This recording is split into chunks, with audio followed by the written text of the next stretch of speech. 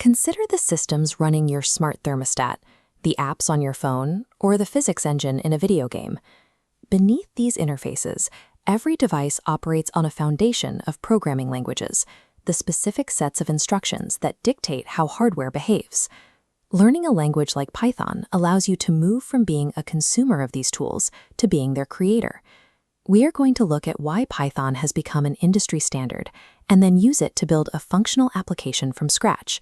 By the end of this lesson, you will understand how the world's digital tools actually function, giving you direct control over the technology you use every day. Python is built on a highly readable syntax. In programming, syntax refers to the specific rules of spelling and grammar that tell the computer what to do. Older programming languages often feature steep learning curves, requiring users to memorize dense strings of symbols before they can execute a single command. This accessibility has made Python the primary language for artificial intelligence, where researchers use it to build and manage complex machine learning models.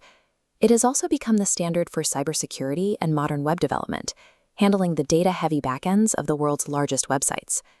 To see the difference, compare how you print a message in C++ versus how you do it in Python. Python removes the need for abstract symbols and complex formatting, allowing a single line of English-like text to handle the work. Because the technical barriers are so low, you can spend your time on logical problem-solving rather than memorizing formatting rules. We can break Python down into 5 core components. First is the variable, a labeled storage box that holds data, like a player's score or a name. Next are input and output. These represent the conversation between the user and the computer. Output displays information, and input accepts new data from the user to store in a variable. Third is the if statement. This is a decision-making gateway. If it is raining, you take an umbrella. If not, you leave it. The program follows different paths based on the conditions you set. The fourth pillar is the loop. Loops automate repetitive tasks, running the same set of instructions until a goal is reached, at which point the program moves on. Finally, we have functions. A function is a saved recipe, a block of code you can name and save, ready to be used again whenever you need it. These concepts translate the way humans already make logical decisions into a set of clean digital instructions. To see how these pillars work together, we are going to build a student-grade calculator. First, we create a variable to hold a score. We use an input command to ask the user for their test result and save that number. Now we use an if statement. If the score is 90 or above, the program identifies it as an A. We then add elif conditions to check for lower thresholds, such as an 80 for a B or a 70 for a C.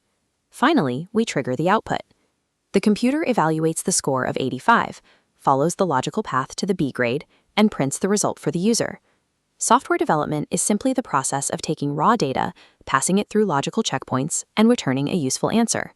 You have successfully moved from having zero coding knowledge to understanding the architecture of a functional application. The value of this exercise goes beyond memorizing Python syntax. It is about practicing the ability to think through a problem critically. Programming requires you to take a very large, complex goal and deconstruct it into a series of small, solvable steps. To keep practicing, find a free Python editor online and try to recreate this great calculator from memory. See if you can add more conditions for a D or an F. Mastering Python provides you with a framework for breaking down complex problems, a methodical approach that remains useful long